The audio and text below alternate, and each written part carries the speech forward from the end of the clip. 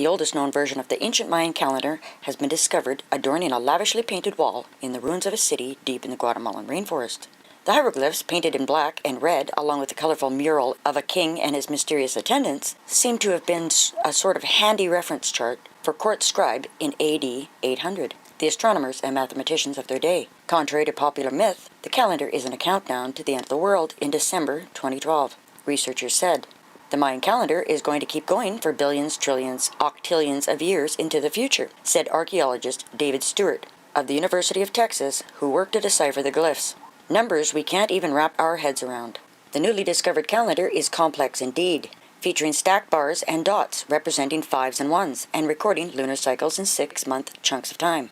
But it wasn't until these mathematical notations first caught the archaeologist's eye. William Saturno, an archaeologist from Boston University, was mapping the ancient city of Zoltan in northeast Guatemala in 2010, when one of his undergraduate students peered into an old trench dug by looters and reported seeing traces of ancient paint. The discovery was certainly nothing to write home about, Saturno told reporters on Thursday, May 10th, in advance of releasing details of the murals in this week's issue of the journal Science. Paint doesn't preserve well in the rainforest climate of Guatemala, and Saturno figured that the faint red and black lines his students had found weren't going to yield much information. But he felt he had a responsibility to excavate the room the looters had tried to reach, if only to be able to report the size of the structure along with the paint finding. As Saturno continued along the trench to the back wall, he was shocked to run into a brilliantly painted portrait, a Mayan king sitting on his throne wearing a red crown and blue feathers flowing out behind him. Another figure peeks out from behind him, on an adjoining wall.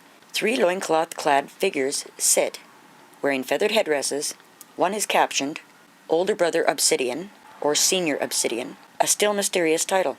Next to the king, a man painted in brilliant orange wearing jade bracelets reaches out with a stylus, likely identifying him as a scribe. He is labeled Younger Brother Obsidian, or perhaps Junior Obsidian. It is not the end of the world. These paintings, covering the west and north walls of the small 6x6 room, weren't the only surprise Zoltan had to offer. On the east wall, someone had painted a series of small complex hieroglyphs. This, the researchers soon realized, was a calendar. The calendar seemed to have been added after the murals were completed. Some of the numbers cover up the painted figures on the wall. It's almost as if an ancient scribe got sick of flipping through a document to find his timekeeping chart and decided to put it on the wall for an at-a-glance reference, said Stewart. It's kind of like having a whiteboard in your office, where you're writing down formulas that you want to remember, he said. The Maya recorded time in a series of cycles, including 400-year chunks called baktuns. It's these baktuns that have led to the rumors of the end of the world catastrophe, December 21st, 2012. And on that date, a cycle of 13 baktuns will be complete. But the idea that this means the end of the world is a misconception, said this one guy from Texas University, named Stewart.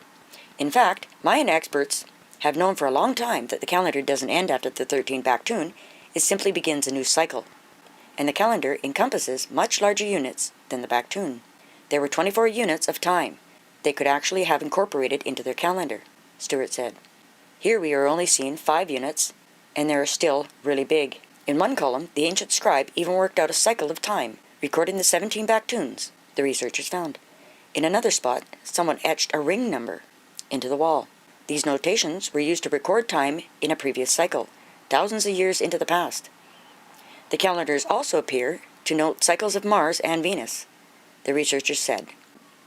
Symbols of God's head, the top of each lunar cycle, suggesting that each cycle had its own patron deity. There's a lot more to the Mayan calendar than just the 13 baktuns, Stewart said. The ancient wall calendar is a major find, because the first known calendar and astronomical tables before this time came the Dresden Codex, a book that dates to the 11th or 12th centuries. Most likely, Saturno said, the wall calendar and the Dresden Codex both arose from earlier books that long ago rotted away. The mural room gives an unprecedented glimpse into the work lives of Mayan scientists, Stewart said. The mural room is in a compound with several other rooms, which were collapsed and built over in later years. The murals only survived because instead of collapsing the room, the Mayan engineers filled it with rubble and then built on top of it. This is clearly a space where someone important was living, the important house of the noble class. And here you also have a mathematician working in that space, Stewart said. It's great illustration of how closely those roles were connected in Mayan society. Kings would have been extremely interested in timekeeping, Stewart said, because part of their job was to conduct rituals of renewal at certain times. Unfortunately, the name of the king pictured in the mural room has been lost. Although Zoltan was first discovered in 1915, less than 1% has been explored, Saturno said. Looters damaged much of the ancient city in the 1970s, meaning much of the historical significance has been lost. But archaeologists still don't